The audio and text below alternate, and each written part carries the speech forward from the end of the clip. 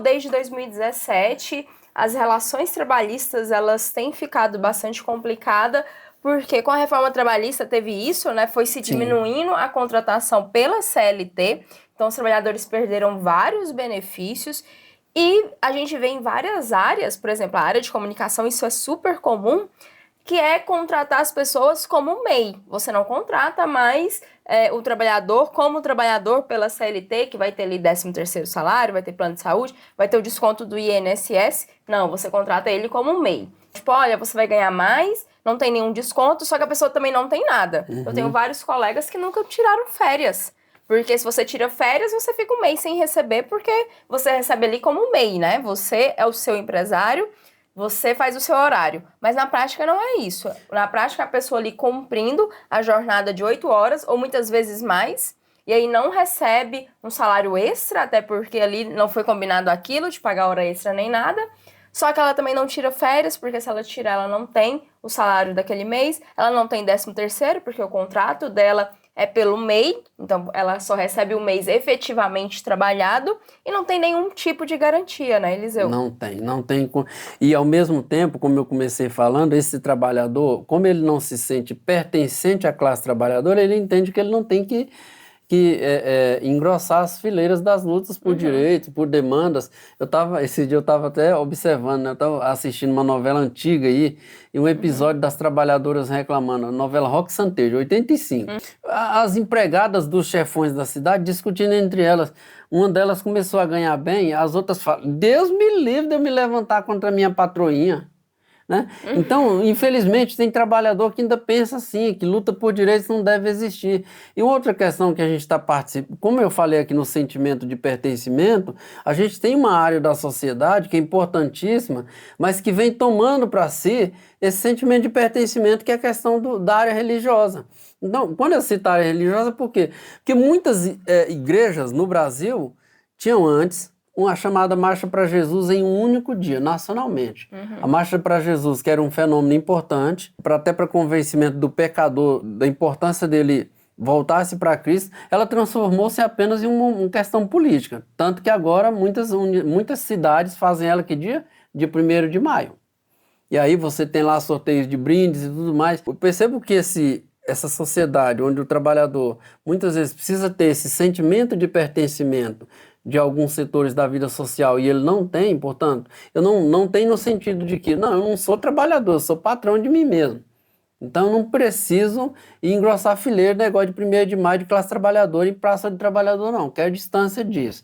Quando ele quer distância disso, ao mesmo tempo ele, não, à tarde eu vou na Marcha para Jesus, porque ele imagina que a Marcha para Jesus vai estar fazendo o papel dela, que é de evangelização do pecador, quando na verdade isso não existe mais. Se a gente acompanha as redes sociais de boa parte dos militantes de redes sociais ligados ao movimento religioso, a gente vai ficar envergonhado. Aqueles que defendem a palavra de Deus, que defendem Cristo, que entendem a importância de se evangelizar, de se buscar levar as pessoas até Cristo, vão ficar envergonhados, porque os caras que estão tendo milhões e milhões de seguidores, a maioria deles, não são todos, é óbvio, mas um número muito grande deles, eles não estão nem aí, eles querem que caia no final a monetização na conta dele, meu.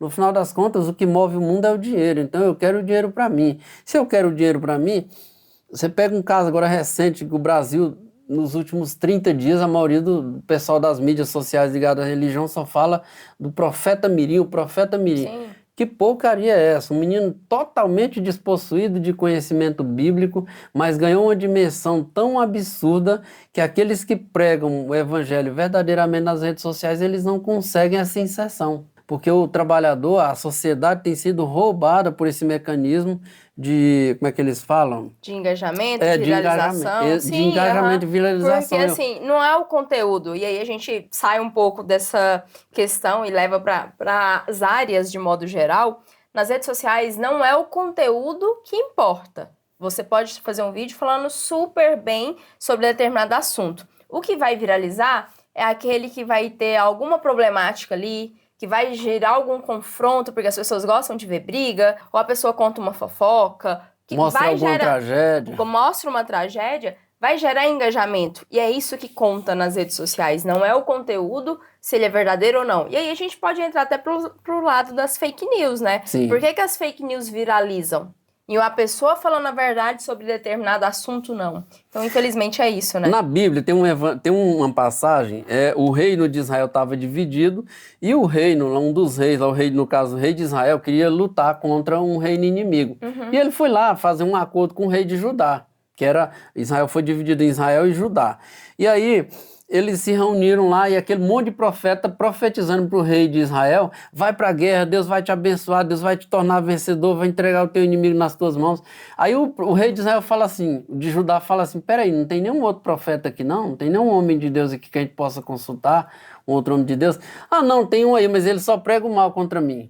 Aí o cara: não, então chama ele assim mesmo. Aí quando ele chegou, o profeta chegou falando assim: vai lá, Deus vai te abençoar mesmo, você vai ser vencedor. Só que ele percebeu que o profeta estava com ironia. Aí ele falou: quantas vezes eu não já te falei para você falar a verdade? Aí ele vai e fala: pois é, eu vi Israel espalhado entre os montes feito ovelha que não tem pastor. Traduzindo, Deus vai te entregar na mão do inimigo amanhã. Ele foi e falou: não falei que ele só fala o mal contra mim? Ou seja, mesmo o cara tendo falado isso, no dia seguinte ele foi para a guerra e morreu. Por quê? Ele acreditou na mentira de mais de 400 homens unidos mentindo, do que em um só que chegou e falou a verdade para ele. E trazendo para essa questão que a gente está falando, do Dia do Trabalhador, da importância, a gente vê também muito essa questão do tipo... não, tudo bem, não vamos brigar por direitos, porque Deus vai nos abençoar de outra forma. E tudo bem, só que se a gente vai tomando essa consciência, a gente vai aceitando tudo, né?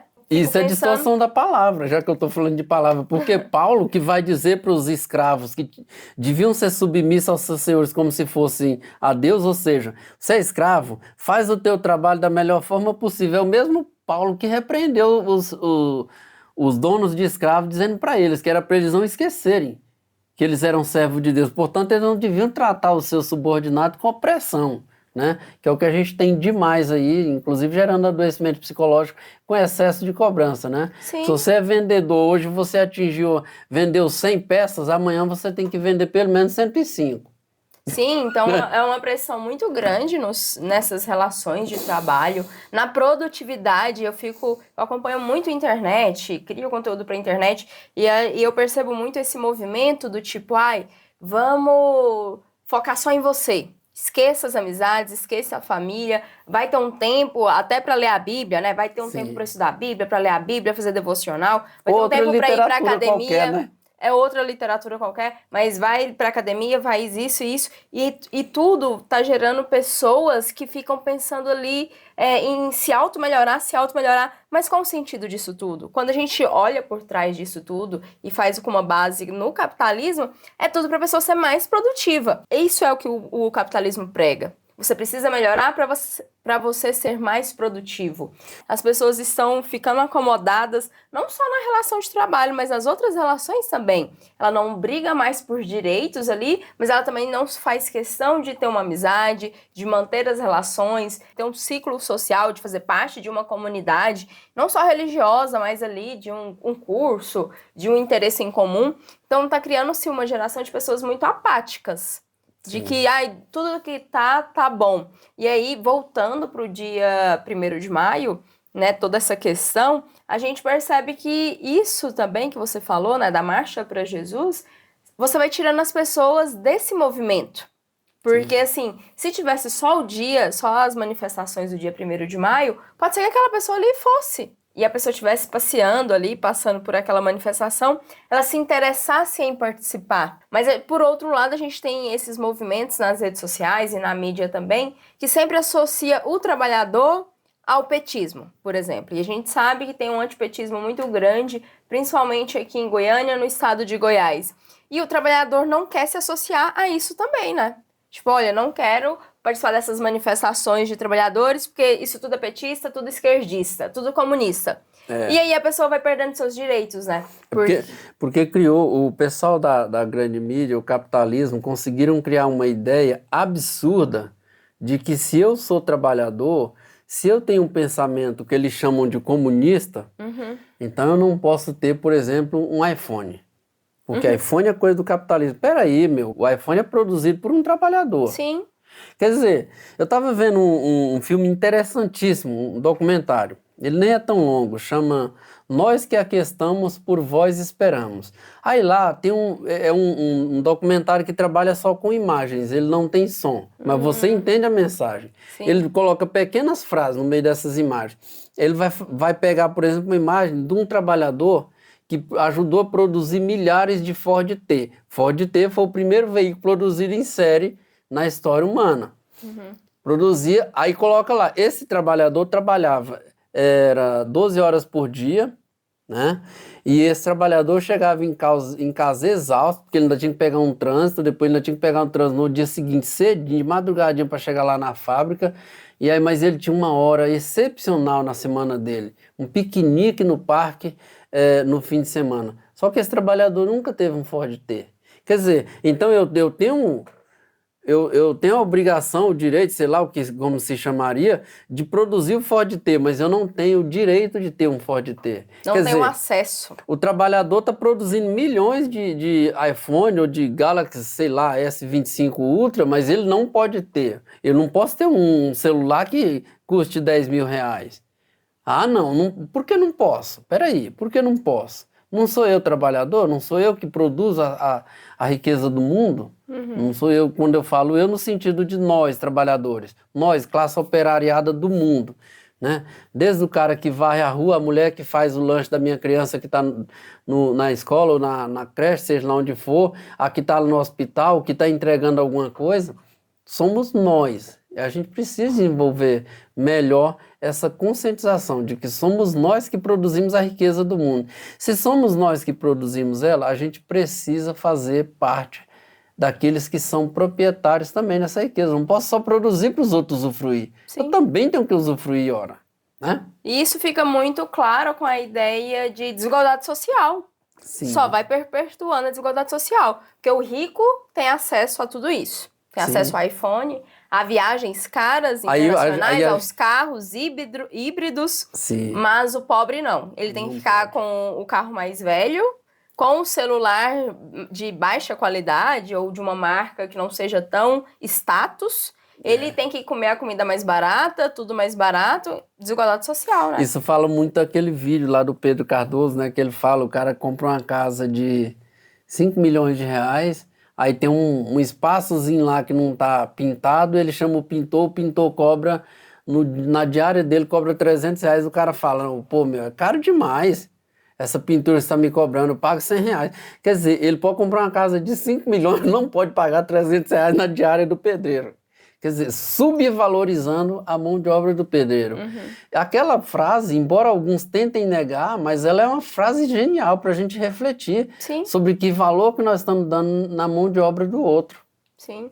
E aí, se a gente for ficar falando disso, a gente tem muita coisa para conversar, né, Eliseu? Tem. Porque, e principalmente por conta das redes sociais, a gente vê cada coisa absurda, né? Nessa relação de patrão-trabalhador, de capitalismo sobre o trabalhador, né? Então, assim, o 1º de maio é uma data para se conscientizar e para se levantar essas questões, pra gente, olha, eu sou trabalhador, eu preciso lutar pelos meus direitos, né? Sim, exatamente, é isso aí. Então, muito obrigada pela sua participação, Eliseu. A gente volta depois para falar um pouco mais sobre esse assunto e até a próxima edição.